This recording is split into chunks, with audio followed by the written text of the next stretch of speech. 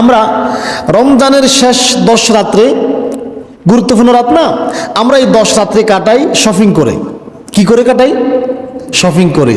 আর জিলহজ মাসের প্রথম 10 দিন কাটাই গরু বাজার। ঠিক না?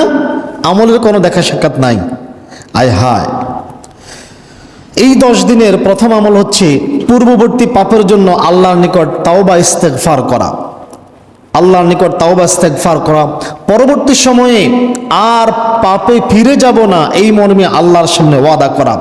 আল্লাহ তাআলা বলতেছেন, ইয়া আইয়ুহাল্লাযীনা আমানু, হে ঈমানদারগণ, তুবু ইলাল্লাহ, তোমরা আল্লাহর দিকে ফিরে আসো। আল্লাহর দিকে কি করো?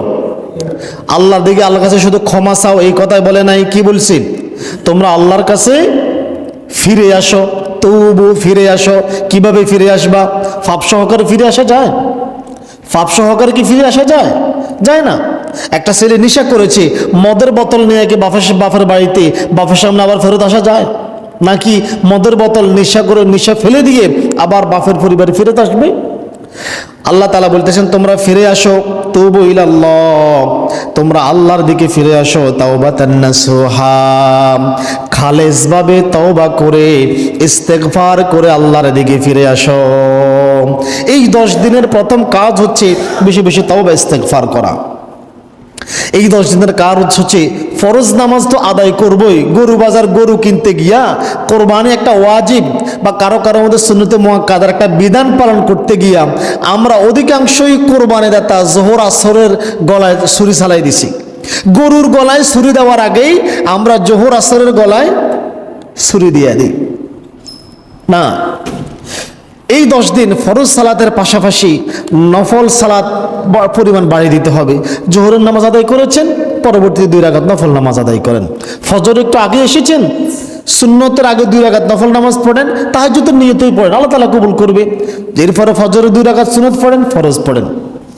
আসরের নামাজে এসেছেন, আসরের আগে 2 রাকাত 4 রাকাত নফল নামাজ পড়েন। নফল নামাজের কোনো সময় নেই, আসরের পরবর্তী সময়টা মাকরু সময়। মাগরিবের নামাজ আদায় করেছেন এই 10 দিন, 2 রাকাত নফল নামাজ আদায় করেন। এশার সালাত আদায় করেছেন, ভিতরের পূর্বে 2 রাকাত নফল নামাজ আদায় করেন। এইভাবে আমল করেন। এই 10 দিনের অন্যতম আমল হচ্ছে নফল সিয়াম আদায় করা। কি আদায় করা? রাসূল সাল্লাল্লাহু আলাইহি সাল্লাম এই 10 দিন রোজা রাখতেন। এই 10 দিন একদিনও সিয়াম ত্যাগ করতেন না। হাদিস থেকে জানা যায়, মুসনাদ আহমদ, সুনান নাসাইর হাদিস, আন হাফসা রাদিয়াল্লাহু তাআলা আনহা ক্বালাত, হাফসা রাদিয়াল্লাহু তাআলা আনহা বলেন, আরবা'a লাম ইয়াকুন ইয়াদউহুন্না নবী সাল্লাল্লাহু আলাইহি ওয়াসাল্লাম, আল্লাহর নবী কখনো 4টি আমল পরিত্যাগ করেননি।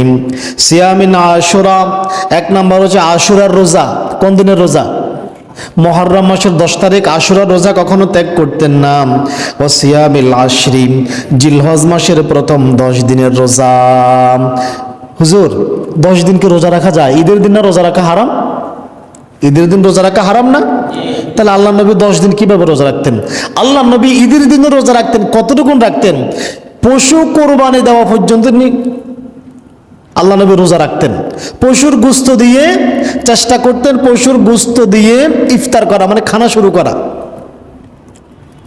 আমরা তো ঈদের দিন সকালবেলা না খাই ঈদগাহে যাই না, কারণ আমাদের দেশের ট্রেডিশন হচ্ছে ঈদের নামাজ হবে 8টা-9টা বাজে, আমরা যাব 7:30টার পরে, তো এই সময় তো খিদে লাগিয়ে যায়, খাওয়া ছাড়া আমরা যাই না। কিন্তু আরব বিশ্বে আল্লাহ নবী সাহাবীদের সুন্নাত ছিল, ফজর হয়েছে, ফজর আদায় করেছে, তার আধা ঘন্টা 40 মিনিট 50 মিনিট পরেই নামাজ। সেখান থেকে এসে পশু কোরবানি করতেন। সব মিলাই আমরা যখন পশু কোরবানি শেষ করি, আরবরা তখন খাওয়া শুরু করে। ঠিক না? প্রবাসীরা যারা আছেন তারা জানেন, আমরা যখন পশু কোরবানি শেষ করি তারা খাবার দাবার শুরু করে দেয়। তো আল্লাহ নবী সাল্লাল্লাহু আলাইহি সাল্লাম ঈদুল ফিতরের দিন কিছু না খেয়ে ঈদগাহে যেতেন না, কিন্তু ঈদুল আজহার দিন কিছু খেয়েই যেতেন না। কোরবানি করা পর্যন্ত তিনি রোজা রাখতেন। দেখছেন, সিস্টেম জানলে ঈদের দিন রোজা রাখা যায়। আল্লাহ নবী রাখছেন। অতঃপর হাফসা রাদিয়াল্লাহু তাআলা আনহা বলেন, ওয়া সালাতাতু আইয়ামিন মিন কুল্লি শাহরিন, প্রত্যেক মাসের 3 দিনের রোজা আল্লাহর নবী কখনো পরিত্যাগ করেননি। ওয়া রাকাতাইনি ক্বাবলাল গাদাতি, যোহরের পূর্বের 2 রাকাত সুন্নত নামাজ, এটা পরবর্তীতে 4 রাকাত করা হয়েছে। প্রথমে 2 রাকাত করে আদায় করতেন, পরবর্তীতে 4 রাকাত করে আদায় করেছেন। এই 4টি আমল আল্লাহর নবী কখনো পরিত্যাগ করতেন না। এই 10 দিনের গুরুত্বপূর্ণ আমল হচ্ছে সামর্থ্যবানদের জন্য হজ এবং উমরা আদায় করা।